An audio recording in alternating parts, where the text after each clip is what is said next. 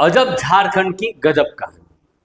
दरअसल ये झारखंड में फर्जीवाड़ा का कई कहानियां आपको मिली और पैसे को लेकर, पैसे की फर्जीवाड़े के तो एक से बढ़कर एक रिकॉर्ड भ्रष्टाचार झारखंड में आपको देखने को मिले। बल्कि झारखंड ही ऐसा राज्य है जहां भ्रष्टाचार के भी रिकॉर्ड बनाए जाते हैं। दरअसल ऐसे ही मामला एक भारतीय जनता पार्टी ने लेकर आई कि कैसे एक ब्लैक लिस्टेड कंपनी जो फर्जीवाड़े के आरोप में जिसे ब्लैक लिस्टेड किया गया, जिसके आरोपों पर एक आरोपी जो है जेल के सलाखों के पीछे, उसके बावजूद उस कंपनी को ब्लैक लिस्टेड की सूची से हटाकर उसका जो भुगतान है वो किया जाता और 55 करोड़ रुपए के भुगतान किया जाता कुल 6 कंपनियों पर। उसके बाद फिर से उसे ब्लैक लिस्टेड की सूची में डाल दी जाती है। तो ये झारखंड का ही खेल। दरअसल स्किल डेवलपमेंट मिशन के तहत जो है 6 कंपनियों पर जो है बैंक फर्जीवाड़े के आरोप लगे। इन आरोपों पर जो है उनका बकाया राशि भी फंस गई, क्योंकि अगर आप गलत कागजात डॉक्यूमेंट्स के आधार पर आप काम लेते हैं, सरकारी काम करते हैं और आप पकड़े जाते हैं, तो जाहिर तौर पर आपका भुगतान जो है फंसेगा ही, आपका पैसा आपको मिलेगा नहीं। इसके बाद भी क्योंकि राशि की रकम ज्यादा थी, तो ऐसे में उन कंपनियों ने सोचा कि इसके लिए तो सबसे अच्छा है कि भाई झारखंड के कुछ नेताओं को, कुछ अधिकारियों को जो है पकड़ा जाए। और जब अधिकारी के चरण में आप जाएंगे तो अधिकारी कुछ ना कुछ तो रास्ता दिखाएंगे, और यही रास्ता उन्होंने दिखाया कि सारा काम हो जाएगा। कोई भी नियम अधिकारियों के लिए झारखंड में नहीं बने, बस आप अच्छी रकम हमें दे तो आपके लिए हर नियम को हम ताक में रखने को तैयार हैं। और हुआ भी ऐसा ही कि उस 6 कंपनियों के जो है पैसे भुगतान कराने के लिए, बल्कि ब्लैक लिस्टेड की सूची से उन्हें बाहर किया गया। जब उनका भुगतान पूरा हो गया तो उन्हें फिर से जो है ब्लैक लिस्टेड की सूची में डाल दी गई। लेकिन इस मामले को लेकर भारतीय जनता पार्टी के तरफ से जो है प्रदेश मुख्यालय में प्रेस कॉन्फ्रेंस की गई और पूरी कहानी बताई गई कि कैसे फर्जीवाड़ा हुआ, कि स्किल डेवलपमेंट मिशन के तहत जो है कैसे फर्जीवाड़ा झारखंड में चल रहा है। और फर्जीवाड़े की रकम जो है 55 करोड़ रुपए की है। तो देखिए झारखंड में एक से बढ़कर एक फर्जीवाड़े, एक से बढ़कर एक आपको भ्रष्टाचार देखने को मिलेगा। इसके बावजूद भी अधिकारियों का मनोबल इसलिए बढ़ा हुआ रहता है क्योंकि उनको भी पता है कि वो करोड़ों अरबों रुपए डकार भी जाएंगे, तब भी झारखंड की व्यवस्था ऐसी है कि एक भी अधिकारी नहीं फंसेगा। और यही कारण है कि भ्रष्टाचार के कीर्तिमान झारखंड में लगातार बढ़ते जा रहे हैं। बहरहाल भारतीय जनता पार्टी के प्रदेश प्रवक्ता अजय शाह ने प्रेस कॉन्फ्रेंस कर पूरी मामले की जानकारी दी कि कैसे फर्जीवाड़ा किया गया। इस प्रेस कॉन्फ्रेंस को आप भी ध्यान से सुनिए और जानिए कि झारखंड को कैसे दिमक की तरह चाटा जाए। हम इस बात का खुलासा करने वाले हैं कि किस तरीके से झारखंड में स्किल डेवलपमेंट के विभाग ने ब्लैक लिस्टेड कंपनीज को 55 करोड़ रुपए का पेमेंट किया, जो कि पूर्ण रूप से अवैध है। और अगस्त यानी कि अगले महीने से इनको और पेमेंट देने की तैयारी है। इसमें क्या रूपरेखा, कैसे ये पूरा घपला हुआ है, घोटाला हुआ है, मैं एक एक करके आपके सामने इसका विवरण जो है रखता जाऊंगा। जैसा कि हम सभी जानते हैं, जब भी बैंक गारंटी की बात होती है, ईएमडी की बात होती है, सिक्योरिटी की बात होती है, तो यह व्यवस्था इसलिए है ताकि अगर कोई कंपनी, कोई सरकारी कंपनी कोई सरकारी टेंडर में पार्टिसिपेट कर रहा है, अगर वह कंपनी डिफॉल्ट हो जाती है, सरकार का पैसा लेकर के भाग जाती है, बीच में काम छोड़ देती है, तो इसके लिए बैंक गारंटी उनसे जो लिया जाता है। इसी के तहत झारखंड में स्किल डेवलपमेंट, मुख्यमंत्री जो स्किल डेवलपमेंट योजना है, इसके तहत पूरे झारखंड में, गुमला में, साहेबगंज में, सिमडेगा में, हर जगह स्किल डेवलपमेंट का गवर्नमेंट ऑफ झारखंड ने टेंडर निकाला और कुछ चुनिंदा कंपनियों को इसका टेंडर जो उन्होंने अलॉट किया।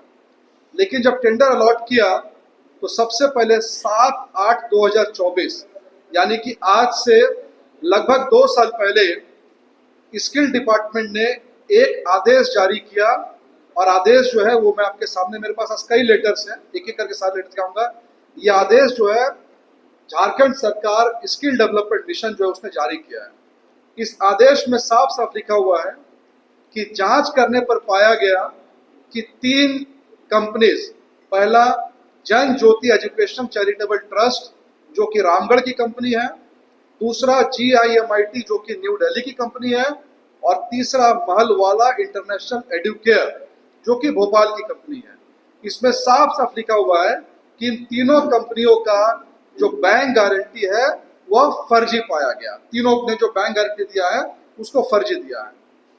उसके बाद इन्होंने एक दिन बाद यानी कि 8/8/2024 को एक दूसरा लेटर निकाला और इस लेटर में 6 कंपनीज का जिक्र है। और 6 कौन सी कंपनी है? पहला जन ज्योति एजुकेशन एंड चैरिटेबल ट्रस्ट जो कि रामगढ़ की कंपनी है और इसको टेंडर मिला था रामगढ़ और पाकुड़ का। दूसरा GIMIT दिल्ली की कंपनी है, इनको स्किल डेवलपमेंट का टेंडर मिला बोकारो और चतरा। तीसरा महलवारा इंटरनेशनल भोपाल की कंपनी है, इनको टेंडर मिला पलामू और खूंटी। चौथा संभवी कंसल्टेंट, ये रांची की कंपनी है, इसको मिला गुमला, गिरिडीह, साहेबगंज। इसके अलावा 2 और कंपनी इंस्प्राइसिंग लाइव्स और जन कल्याण समिति। और इस लेटर में साफ साफ लिखा हुआ है कि इन 6 की 6 कंपनीज का जो बैंक गारंटी है वो फर्जी है। और हम ये आदेश जारी करते हैं कि इन सबसे जो भी पेमेंट इनको झारखंड सरकार ने दिया है इसको रिकवर सरकार करे, यानी जो पेमेंट हमने कर दिया है इसको सरकार इनसे वापस रिकवर करे। ये आदेश झारखंड सरकार की तरफ से 8/8/2024 को दिया गया, अगस्त 2024 का महीना। लेकिन शायद पूरे भारत में ऐसा पहली बार हुआ होगा जब 2 महीने बाद एक नए मिशन निदेशक वहां पर बनते जिनका नाम है शैलेंद्र लाल। और यह शैलेंद्र लाल CM हाउस के एक लाल के लाल है। कौन है ये हर व्यक्ति को यहाँ पर पता है। शैलेंद्र लाल ने ब्लैक लिस्टेड कंपनी के वापस एक लेटर निकाला 2 महीने बाद 14/10/2024, यानी कि 8/2024 को बोला ब्लैकलिस्ट कर दिया और उसके बाद 10/2024 को ये लेटर निकाला और इसमें कहा लोक हित को ध्यान में रखते हुए, पब्लिक इंटरेस्ट को ध्यान में रखते हुए हम जो इनका जो बैंक गारंटी है जिसको हमने ब्लैकलिस्ट किया था इसको वापस से हम भुगतान करेंगे, यानी कि इनको पेमेंट हम देंगे। यानी पहले कंपनी को ब्लैकलिस्ट किया और उसके बाद कंपनी को ब्लैकलिस्टिंग से हटाया और इन कंपनीज को 55 करोड़ रुपए का पेमेंट झारखंड सरकार ने दिया है। अब मजे की बात यह है, अगस्त 2024 में विनय चौबे की गिरफ्तारी होती है। विनय चौबे को झारखंड सरकार जेल में डालती है, यह बोल करके कि शराब में, लीकर में भी 38 करोड़ रुपए का फर्जी बैंक गारंटी दिया गया है। जैसे ही विनय चौबे जेल जाते हैं तो वापस से यानी कि फिर से एक नया लेटर ये सरकार जारी करती है। यह है 29/9/2024 और 29/9/2024 को यह सरकार कहती है कि जिन ब्लैकलिस्टेड कंपनी को हमने अभी पेमेंट किया है उनको वापस से ब्लैकलिस्ट की सूची में हम जो है वो डाल रहे हैं। यानी सम ये है, पहले कंपनी को ब्लैकलिस्ट किया, फिर ब्लैकलिस्ट से हटाया, फिर 55 करोड़ का पेमेंट दिया और उसके बाद से वापस से ब्लैकलिस्टेड कंपनीज को डाल दिया गया स्किल डेवलपमेंट में। हमारी यहाँ सरकार से साफ साफ मांग है, सबसे पहला जिस तरीके से विनय चौबे को फर्जी बैंक गारंटी के नाम पर जेल में डाला गया, वैसे ही स्किल डेवलपमेंट को जो भी सचिव लीड कर रहे हैं, चाहे वो आज सचिव हो या आज से पहले सचिव हो या मंत्री हो, इनकी जवाबदेही तय होनी चाहिए। अगर झारखंड में नियम कानून एक है तो जिस नियम कानून के तहत विनय चौबे को जेल में डाला गया है उसी कानून के तहत स्किल डेवलपमेंट यानी लेबर डिपार्टमेंट के सचिव को भी जेल में डाला जाना चाहिए। और दूसरी हमारी मांग है कि इसमें हाई लेवल की जुडिशियल इंक्वायरी होनी चाहिए। तीसरा, जब सरकार ने 8/2024 को लेटर जारी किया था तो 2 लोगों का नाम लिया था उस समय के निदेशक ने। एक का नाम है राजन श्रीवास्तव और दूसरे का नाम है विश्वरूप ठाकुर। और कहा था कि राजन श्रीवास्तव, विश्वरूप ठाकुर और शैलेंद्र लाल एक तरह से तीनों इस गेम के मास्टरमाइंड थे।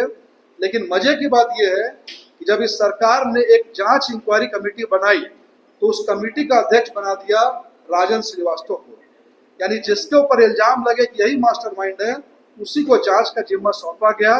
शैलेंद्र लाल कौन है, राजन श्रीवास्तव कौन है, विश्वरूप ठाकुर कौन है, इन सब की हाई लेवल इंक्वायरी हो। और आज इस प्रेस कॉन्फ्रेंस को हम क्यों कर रहे हैं, इसलिए कर रहे हैं क्योंकि अगले महीना यानी अगस्त 2026 को इन कंपनीज का ब्लैकलिस्ट का जो लिस्ट था वो वापस से टर्म खत्म हो रहा है और इस सरकार ने और वर्तमान सचिव जो यहाँ पर है श्री राजीव रंजन, जिनके भ्रष्टाचार, करप्शन, कुकर्म के चर्चे झारखंड में आम बात है, यह व्यक्ति वापस से अगस्त महीने 2026 को इन ब्लैकलिस्टेड कंपनी को करोड़ रुपए देने की तैयारी कर चुका है।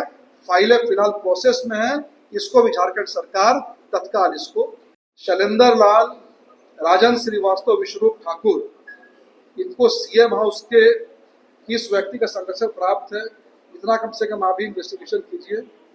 और मुझे लगता है मैंने इंडिकेशन दे दिया है कि ऐसे लोगों को इनका संरक्षण हमेशा प्राप्त होता है।